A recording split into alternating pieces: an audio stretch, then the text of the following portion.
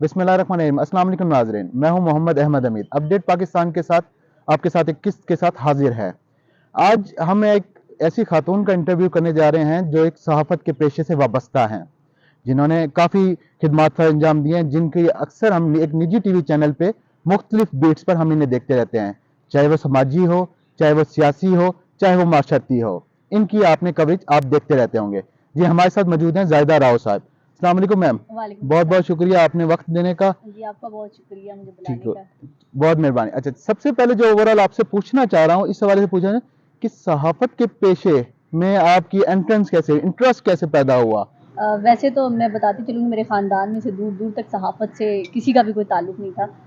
तो मैं बीए कर रही थी और बीए में मेरे पास कोई सब्जेक्ट की ऑप्शन नहीं थी, तो मैंने जर्नलिज़्म वैसे ही रख लिया बीए में। जब मैंने बीए में जर्नलिज़्म रखा, उसके बाद मुझे लगा कि मैं तो लिख सकती हूँ ना। मैंने एक अखबार में कॉलम लिखना शुरू किया, वो हफ्तावार अखबार था, बीए में थी उस वक्त में। मैंने पहला कॉलम बीए में थी जब मैंने लिखा, तो मुझे लगा कि मैं लिख सकती हूँ। उसके बाद जब मास्टर्स का टाइम आया, फिर भी मेरे पास कोई ऑप्शन नहीं था, कोई सब्जेक्ट नहीं था। फिर मैंने फातिमा जान यूनिवर्सिटी में रावलपिंडी में अप्लाई किया और मेरा इसमें जर्नलिज्म में मास्टर्स हो गया। और उसके बाद तो फिर कोई ऑप्शन नहीं था, फिर मैंने उस को ही अपने शौक को ही बना लिया कि बस अब मैंने जर्नलिज्म ही करना है बस अब। ठीक हो गया। अच्छा, उसके बाद आप सहाफत में किस तरह आई? मतलब स्टार्ट आपने कौन से कैरियर से लिया, किस तरह लिया? क्योंकि एक खवातीन के होने के साथ थोड़ा सा स्ट्रगल करनी पड़ती है, जी हार्ड करनी बिल्कुल। आप पड़ती है, और एज कम्पेयर टू आप रिपोर्टिंग की तरफ आ रही हैं, रिपोर्टिंग और एंकरिंग में थोड़ा सा ज़्यादा डिफिकल्ट होता है। जी बिल्कुल। स्टार्ट मैंने इस तरह लिया, जैसे आपने पहले भी बताया मैंने कि मैंने अखबार से कॉलम लिखना स्टार्ट की थी। फिर यूनिवर्सिटी के दौरान भी फिर मैं सैटरडे संडे ऑफ होता था यूनिवर्सिटी से, तो मैंने उस दौरान एक जॉब या इंटर्नशिप कह लें उसको स्टार्ट की अखबार के साथ ही। वो चाइनीज़, इंग्लिश और उर्दू में न्यूज़पेपर था, वो भी हफ्ते में 2 दफ़ा निकलता था। तो उसके लिए मैंने लिखना शुरू किया कि थोड़ा बहुत लिखना आता था। बस वो लिखते लिखते मुझे वहाँ किसी ने कहा कि आप अखबार की बंदी नहीं हैं, आप इलेक्ट्रॉनिक मीडिया की तरफ जाएँ। तो उस टाइम तक भी मैंने ये नहीं सोचा था कि मैं कैमरे के सामने आऊँगी। तो उस मुझे लगता था कि सिर्फ मैं कंटेंट ही अच्छा लिख सकती हूँ। फिर मैंने रेडियो में भी जॉब की, एफएम 100 में, वहाँ पे भी कंटेंट लिखती रही हूँ 1 साल तक।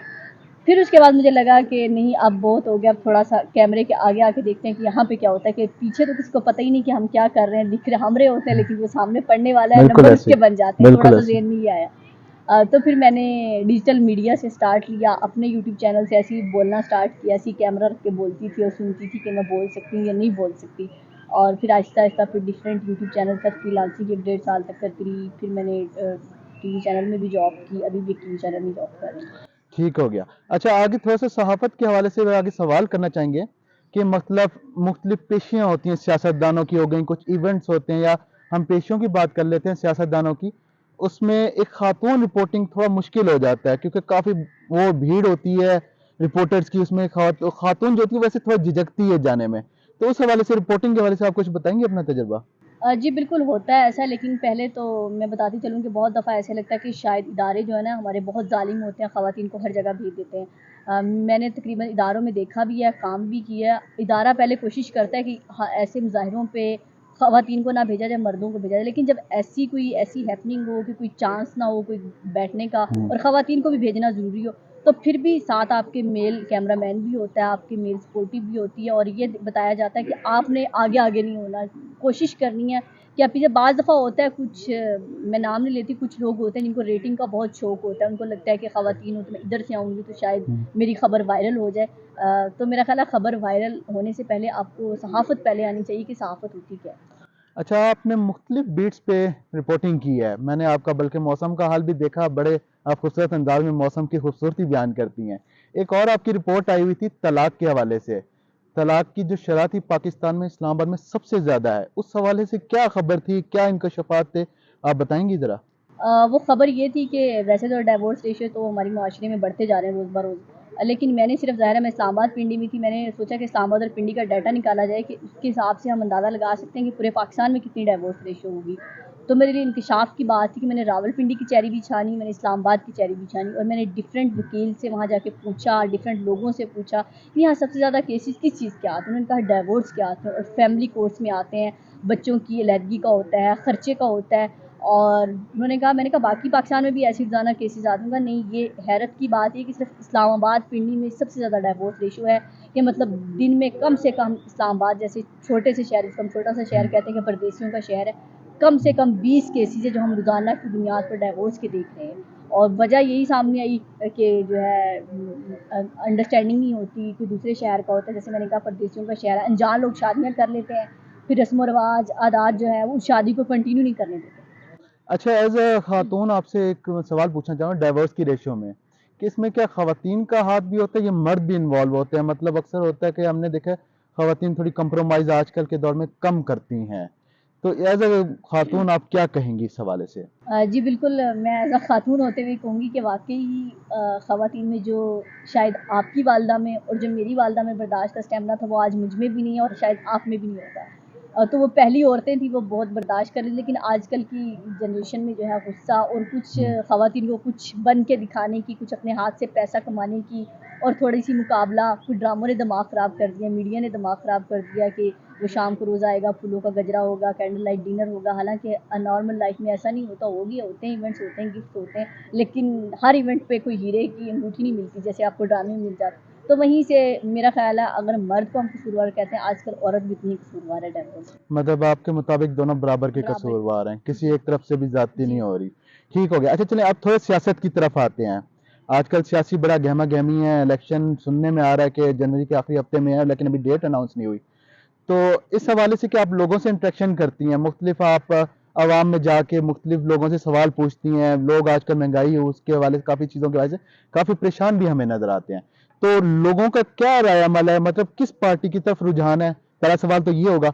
दूसरा पाई के लोग क्या मतलब किस तरह एक कहने परेशानी के बायस क्या उनकी बड़ी परेशानी क्या है? अच्छा अभी मैंने रिसेंटली एक छोटा-सा प्रोग्राम रिकॉर्ड किया कि मियाँ साहब की वापसी हो गई है। मियाँ साहब ने तकरीर में वादे कर दिए हैं कि महंगाई ख़त्म होगी, बेरोज़गारी ख़त्म हो जाएगी, दूध की नहरें होंगी, वो पेट्रोल का रेट भी कम हो जाएगा, सब कुछ ओके हो जाएगा। लेकिन यकीन करें, अगर मैंने 20 लोगों से बात की ना, 15 लोगों ने कहा कि इनके पास कोई हल नहीं है। हम इनको आज़मा चुके हैं, ये चले हुए कारतूस हैं, हम इनको दोबारा आज़माना ही नहीं चाहते। इनके पास कोई हल नहीं है। अब मुझे भी इमरान खान से बहुत सारे इख्तिलाफ़ होंगे, आपको भी बहुत सारे होंगे।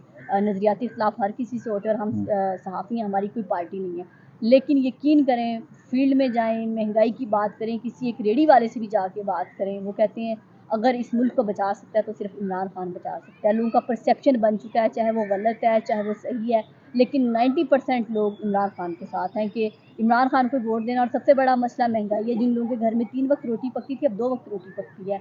जो बच्चे ईद पे 4 जोड़े कपड़े के बनाते थे, वो 2 जोड़ों पर आ गई। इनके वालिदैन मैंने ऐसे बेबस देखे हैं कि रोते हुए देखे हैं कि हमने अपने खर्चे तो दूर की बात है, अब बच्चों के हम खर्चे नहीं पूरे कर पा रहे कि इतनी महंगाई है। तो ये पीडीएम आई थी, तो शायद अगर ये 13 माह ना आते, खान साहब को ये दौर पूरा करने देते, तो हो सकता है खान साहब को खुद ही अवाम खिलाफ हो जाती, महंगाई थी। लेकिन ये इन्होंने घंटी अपने गले में खुद डाली थी और अब जो है वो 13 जमातें इक़्तिदार का मज़ा ले चुकी हैं। लेकिन यकीन करें, अब ये वोट मांगने जाए, इनके पास कोई बयानिया नहीं है अवाम के पास लेके जाने के। अवाम को कोई खुशी नहीं है, अब उनको आने जाने से किसी से कोई फ़र्क नहीं पड़ता। उनको पता है, वो लोग कह रहे हैं कि लोग तो बाहर जाते हैं पैसा कमाने, ये मियाँ साहब अनोखी चीज़ें हैं, पाकिस्तान से बाहर से पाकिस्तान आते हैं पैसा कमाने। ठीक तो हो ये गया। इनके लोगों का ये ख्याल है। अच्छा, आपने नून लीग और पीटीआई का काफ़ी ज़िक्र किया है, तो कहीं लोगों में क्या उम्मीद पीपल्स पार्टी की जानिब से भी है? क्योंकि सुनने में आ रहा है जो ओवरऑल है कि एक बिलावल एक यंग जनरेशन है, लोगों की थोड़ी उम्मीदें हैं। क्या अवाम उनके साथ भी है? मतलब बिलावल एक यंग जनरेशन है क्योंकि वो कह रहे हैं अभी बुजुर्ग लोग हैं, आसिफ जरदारी हो गए, नवाज शरीफ हो गया, अबव 70 हैं, जो इमरान खान भी हो गए। तो यंग जनरेशन आ रही है, क्या उसकी तरफ भी कोई रुझान बहुत है? कम हमें रिस्पॉन्स मिला। हमने ये भी देखने की कोशिश की, बिलावल बिलावल का कोई 3-4% लोग मतलब उसको एज वो कहते हैं, मतलब वो उसको भी नहीं देखना चाहते। वही ख़ानदान है, वही लोग हैं, हम और उसी सियासत ख़त्म करना चाहते हैं पाकिस्तान से। हमें यकीन है कि अगर इमरान खान वज़ीर आज़म बन जाएगा, कल को उसके बेटे वज़ीर आज़म नहीं बनेंगे। सिर्फ ये एक नज़रिया लोगों का कि पहले नून लीग खाती रही है, शरीफ ख़ानदान जो है 30 साल हुक्मरान करता रहा है। पहले अब मरियम आ जाएगी, हमज़ा आ जाएगा, अगर इसी तरह फिर बिलावल आ गया तो फिर आगे उनके बच्चे शुरू हो जाएंगे। अच्छा, मारूसी सियासत। अच्छा, नेक्स्ट हमारा थोड़ा सेगमेंट होता है मशवरा देना। 3 लोग होंगे, हम आपसे मशवरा पूछेंगे कि आप उन लोगों को एक पर्सनली, एक सहाफ़ती अंदाज़ से या अपना तज़किया अंदाज़ में क्या मशवरा देंगी? 3 लोग, उनमें इमरान खान है, आसिफ ज़रदारी हैं, नवाज़ शरीफ हैं। नवाज़ शरीफ के लिए आपका क्या मशवरा होगा? सबसे पहले नवाज़ शरीफ से करते हैं क्योंकि अभी वो आए हैं पाकिस्तान इस हवाले से। नवाज शरीफ को ये मशवरा है कि अगर वो पाकिस्तान आए थे, उस वक्त आते जब आवाम को आपकी ज़रूरत थी, जब आपको लग रहा था कि मैं निकाल सकता हूँ मुश्किलों से, तब आते। अब तो मुश्किलें हैं, तो कोई भी आप भी नहीं निकाल सकते, कोई भी नहीं निकाल सकता। तो अब आपके आने का आवाम को कोई फ़ायदा नहीं। सिर्फ आप जिसके तहत डील के तहत गए थे, उस डील के तहत आ गए, आवाम के लिए नहीं आए। ठीक हो गया। नेक्स्ट, आसिफ अली जरदारी को आप क्या मशवरा देना चाहेंगी? आसिफ अली जरदारी कहते हैं ना, एक जरदारी सब पे भारी। तो वो हमने देखा भी है, वो तो लोग तोड़ भी लेते हैं, जोड़ भी लेते हैं। तो उनको कहें अब आखिरत का टाइम है, तो अब तोड़ जोड़ ख़त्म करें, मुल्क की अगर कोई बेहतरी कर सकते हैं तो कर दें। और एक्स नेक्स्ट है जो हमारे अडियाला जेल में कैद है, इमरान खान साहब। इमरान खान एक लीडर है, दुनिया उसको मानती है, लेकिन उसके लिए मशवरा ये है कि थोड़ी सी ईगो है उनमें, मैं है। अगर आप मैं उनकी निकाल काफी साइड ले रही हैं, लोग समझेंगे आप पीटीआई नहीं, की हैं। पीटीआई की नहीं, मैं कह रही हूँ उनमें मैं बहुत है। मैं बुराई भी कर रही हूँ कि मैं बहुत है, अगर वो मैं निकाल दें तो वो ठीक है, उनके उनसे ऊपर बेहतर है। काफी केसेस हैं, साइफर का केस है, तोशा खाना का केस है। लोग समझते हैं कि शायद उसे इलेक्शन आने तक उन्हें बाहर ना निकाले, तो आप क्या उन्हें बाहर निकलता हुआ देखना देख रही हैं कि? नहीं, ये निकालेंगे तो नहीं, लेकिन अब अवाम इलेक्शन नहीं मानेंगे अगर इसके बगैर कहा। ये निकालेंगे तो नहीं, ज़ाहिर है वो जो आपने कहा मियाँ साहब आ गए हैं, तो मियाँ साहब को कोई इशारा मिला है कि वो इलेक्शन में नहीं होंगे, तो मियाँ साहब आप आ जाएं, तो मियाँ साहब इसीलिए तो आए हैं। ठीक हो गया। अच्छा चलें आखिर की जानिब चलते हैं, थोड़ा सा सवाल हट के हो जाए कि मतलब लोगों में जाती हैं, इलेक्शन के बाद कोई तब्दीली देख रही हैं, हालात को देखते हुए, लोगों की राय को देखते हुए? अगर यही चेहरे हुए, यही लोग हुए, यही वो इलेक्शंस कराने वाले हुए, यही नतीजे देने वाले हुए, तो ना हमें इंसाफ की उम्मीद है पाकिस्तान में, ना हालात बेहतर होने की उम्मीद है। वही सिस्टम, वही लोग खुद ही करते हैं, खुद ही सब कुछ निकाल देते हैं। ठीक हो गया। आज आप सेनेट का इजलास भी अटेंड करके आई हैं, सेनेटर से आपकी थोड़ी गुफ्तगू भी हुई है, वहाँ क्या रुझान नजर आ रहा था, क्या सीन था?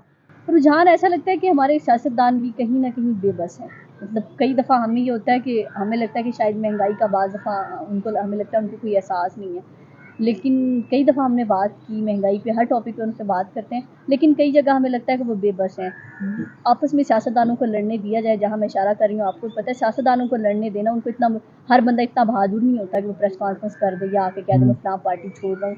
हर बंदा जो है ना, मेरे जैसा मतलब डरपोक भी होता है कि मैं अगर कर दूंगा तो लोग मुझे इस पार्टी के मतलब वो मजबूर है। ऐसा लगता है कि जैसे उनके नज़रिए, उनके जज्बात कुछ नहीं है, बस आर्डर आने की देर है, जिधर आपने कह दिया उधर हमने जाना है, तो आपस में उनका कोई नज़रिया नहीं है। बल्कि आजकल तो प्रेस कॉन्फ्रेंस की जगह प्रोग्राम में लोग आते हैं, जी, अब आके प्रोग्राम बताते थोड़ा हैं। ट्रेंड चेंज हो गया, 2-3 एंट्रियाँ ऐसी हुई हैं। उन्होंने कहा कि प्रेस कॉन्फ्रेंस को जी, छोड़ के प्रोग्राम में जी, एंटर किया जाए ताकि कुछ इफेक्ट थोड़ा ज़्यादा हाँ, पड़े। जी, जी, थोड़ी-सी ऐसी तब्दीली हो गई है। अच्छा, आप काफ़ी अरसे से सहाफ़त के शोबे से मुंसलिक हैं, एज़ अ ख़वातीन, आप नई आने वाली ख़वातीन को क्या मशवरा देंगी? मतलब होता है ना, मैंने इर्द-गिर्द देखा तो ख़वातीन में रिपोर्टिंग और एंकरिंग के हवाले से क्या कहेंगी? क्योंकि वो चाहती हैं कि हम फ़ौरन एंकर या रिपोर्टर बन जाएँ। तो उस हवाले से आपका क्या पैगाम है आने वाली ख़वातीन को? आने वाली ख़वातीन, सबसे पहले तो जब शायद मैं भी यूनिवर्सिटी में थी तब मैं भी ये सोचती थी कि बड़ा आसान है कैमरे के आगे जाके बोलना, क्या मुश्किल है ये, बड़ी-बड़ी एंकर तैयार हो जाती हैं, इनको स्क्रिप्ट आ जाते हैं, बोल देती हैं। लेकिन ऐसा नहीं है, यहाँ आके महसूस हुआ है कि आपको बहुत मेहनत की ज़रूरत होती है, शॉर्टकट कोई नहीं है। अगर आप शॉर्टकट से एक जगह पहुँच भी जाती हैं, कोई मसला नहीं, पहुँच जाते हैं शॉर्टकट से भी लोग। लेकिन फिर उसी सीढ़ी से आप वापस भी आ जाते हैं, जो आपकी स्ट्रगल होती है। और अगर एंकरिंग की फील्ड में आपने जाना है तो आप डायरेक्ट एंकरिंग, मैं तो कहूँगी ये शौक ना रखें, आपको सीढ़ी चढ़नी पड़ेगी पहले रिपोर्टिंग की। जब आपको फील्ड में जाएंगी, लोगों की पीआर बनेगी और आपको पता लगेगा खबर होती क्या है, खबर निकलती कैसे है। डायरेक्ट पैराशूटर, जो हमने बहुत सारे एंकर देखे हैं, तो वो पैराशूटर ही हैं। अच्छा आगे आखिरी की तरफ चलते हैं, तो सवाल ये है कि पाकिस्तान में आइंदा मतलब कि कोई हम अच्छे की उम्मीद रखें, हालात के हवाले से हो गई सबसे क्योंकि हमारी बुरी कंडीशन, इकोनॉमिकल हमारी बड़ी कंडीशन है। जी, एज ए सहाफ़ी क्या आप ये उम्मीद रखती हैं कि पाकिस्तानियों को क्या मैसेज क्या देना चाहती हैं कि आने वाला वक्त अच्छा होगा जो अब चल रहा है? इंशाल्लाह उम्मीद तो अच्छे की रखनी चाहिए। हम तो ज़ाहिर है पाकिस्तान के बारे में बुरा नहीं सोच सकते। चेहरे बदलते रहते हैं, लेकिन पाकिस्तान ने वहीं रहना, और पाकिस्तान अल्लाह करे सलामत रहे। बस जो यहाँ आमीन। के लोग हैं वो इस वक्त शदीद मुश्किल में है, कि मतलब लोग भूख से तरसते हुए देखे हैं हमने, बिलखते हुए देखे हैं कि 2 वक्त की लोगों के पास रोटी नहीं है। कि जो हमने देखे थे, जो लोग गाड़ी पे थे वो बाइक पे आ गए, जो बाइक पे थे वो साइकिल पे आ गए। तो मतलब दुनिया चाँद पर पहुँच गई और हम 2 वक्त की रोटी के लिए तरस रहे इंडिया पहुंच गया है चांद पे, हम जी, अभी नहीं पहुंचे अभी जी, जी। तक। ठीक हो गया। अच्छा आखिर में आखिरी सवाल ये है कि शादी कब करने का इरादा है आपका? शादी जब कोई अच्छा इंसान मिल गए। आपको पता है अच्छे इंसान पाकिस्तान में मिलते नहीं है, अगर मिल गया तो कर लेंगे। मतलब आपको अच्छे इंसान की तलाश है। जी, जी। चले, हमें उम्मीद है कि आपको अल्लाह ताला अच्छा इंसान मिल जाए। जनाब ये तो था जाहिदा राव का इंटरव्यू। उम्मीद है आपको पसंद आया होगा। तो अब तक के लिए इतना ही, इजाज़त दीजिए। अल्लाह हाफिज़।